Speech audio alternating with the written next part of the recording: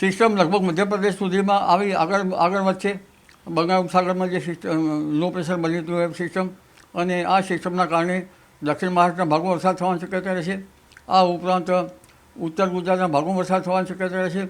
પાટણ, સમી, હારીજના ભાગમાં વરસાદ થવાની શક્યતા રહેશે. મહેસાણાના ભાગમાં વરસાદ થવાની શક્યતા રહેશે. ઉત્તર ગુજરાતના કેટલાક ભાગમાં ભારે વરસાદ થવાની શક્યતા રહેશે. બનાસકાંઠાના ભાગમાં વરસાદ થવાની શક્યતા રહેશે. દાંતાના ડુંગરાળ ભાગમાં વરસાદ થવાની શક્યતા રહેશે. આ ઉપરાંત અરવલ્લીના ભાગોમાં વરસાદ થવાની શક્યતા રહેશે. સાબરકાંઠાના ભાગોમાં વરસાદ થવાની શક્યતા રહેશે. કોઈ ભાગમાં ભારે વરસાદ થવાની શક્યતા રહેશે. પંચમહાલના ભાગોમાં વરસાદ થવાની શક્યતા રહેશે. કોઈ ભાગમાં અતિભારે વરસાદ થવાની શક્યતા રહેશે. આ ઉપરાંત મધ્ય ગુજરાતના ભાગોમાં વરસાદ થવાની શક્યતા રહેશે. પેટલાદ, આણંદ, કપડવંજ, ખેડા વગેરે ભાગોમાં વરસાદ થવાની શક્યતા રહેશે. ખંભાત વગેરે ભાગોમાં વરસાદ થવાની શક્યતા રહેશે. ભરૂચ, જંબુગામ વગેરે ભાગોમાં વરસાદ થવાની શક્યતા રહેશે. મહીસાગરના ભાગોમાં વરસાદ થવાની શક્યતા રહેશે. કોઈ ભાગમાં ભારેથી અતિભારે વરસાદ થવાની શક્યતા રહેશે. આ ઉપરાંત સુરતના ભાગોમાં જ્યાં વરસાદ ઓછો છે ત્યાં પણ વરસાદ થવાની શક્યતા રહેશે. દક્ષિણ ગુજરાતના ભાગોમાં વરસાદ થવાની શક્યતા રહેશે. દક્ષિણ ગુજરાતના કેટલાક ભાગમાં અતિભારે વરસાદ થવાની શક્યતા રહેશે. જેના કારણે તાપી નદીનું જળસ્તર વધી શકે છે. નર્મદાના તળાવ વિસ્તારમાં થતાં નર્મદા બંધની ઊંચાઈ વધી શકે છે. અને લગભગ નર્મદા બે કાંઠે થવાની શક્યતા રહેશે. સાબરમતી નદીનું જળસ્તર વધી શકે છે. અમદાવાદ, ગાંધીનગરમાં પણ મુસળધાર વરસાદ થવાની શક્યતા રહેશે. આ ઉપરાંત સૌરાષ્ટ્રના ભાગમાં વરસાદ થવાની શક્યતા રહેશે. ભાવનગરના ભાગમાં ભારે વરસાદ થવાની શક્યતા રહેશે. જૂનાગઢના કેટલાક ભાગમાં અતિભારે વરસાદ થવાની શક્યતા રહેશે. અમરેલીના ભાગમાં વરસાદ થવાની શક્યતા રહેશે. પશ્ચિમ સૌરાષ્ટ્રના ભાગમાં વરસાદ થવાની શક્યતા રહેશે. પોરબંદર, દ્વારકા વગેરે ભાગમાં વરસાદ થવાની શક્યતા રહેશે. આ ઉપરાંત જામનગરના ભાગમાં વરસાદ થવાની શક્યતા રહેશે. જામનગરના કેટલાક ભાગમાં ભારે વરસાદ થવાની શક્યતા રહેશે. સૌરાષ્ટ્રના ઘણા ભાગો વરસાદ ગમરોળ છે. અને રાજકોટના ભાગમાં વરસાદ થવાની શક્યતા રહેશે.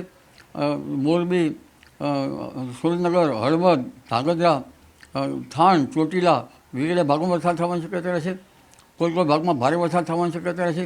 સૌરાષ્ટ્રના ભાગોમાં લગભગ ક્યાંક ઓછો વરસાદ થઈ શકે, પરંતુ સામાન્ય રીતે 3 ઇંચથી 6 ઇંચ કે 8 ઇંચ જેવો વરસાદ થવાની શક્યતા રહેશે.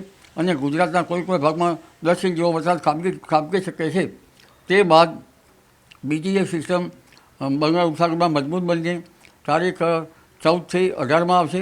આ સિસ્ટમ પર ગુજરાતના ઘણા ભાગોમાં સારો વરસાદ લાવવાની શક્યતા રહેશે. અને ત્યારબાદ લગભગ ચોમાસાની વિદાય 15મી સપ્ટેમ્બર આસપાસ કેટલાક ભાગોમાં થતી હોય છે. જેમ કે જમ્મુ કાશ્મીર અને રાજસ્થાનના કેટલાક ભાગમાં કદાચ જો સિસ્ટમો ચાલુ રહે તો વરસાદની વિદાય મોડી પણ થઈ શકે.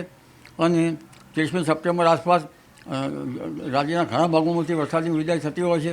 આમ છતાં ઓક્ટોબરની શરૂઆત સુધીમાં વરસાદ રહેવાની શક્યતા રહેશે. નવરાત્રિના ભાગોમાં છૂટાછવાયા ભાગોમાં વરસાદ થવાની શક્યતા રહેશે. 27 સપ્ટેમ્બરથી 5 ઓક્ટોબર વચ્ચે ગાજવીજ સાથે વરસાદ થવાની શક્યતા રહેશે. 5મી ઓક્ટોબર અને 17મી ઓક્ટોબરે દરિયા કિનારે ભારે પવન ફૂંકાશે. અને આ સિસ્ટમના કારણે નવરાત્રિમાં કોઈ ભાગમાં વરસાદ થવાની શક્યતા રહેશે. છઠ્ઠા નોરતાથી દશેરા સુધીમાં કોઈ ભાગમાં હળવા મધ્યમ વરસાદની ઝાપટા પડવાની શક્યતા રહેશે.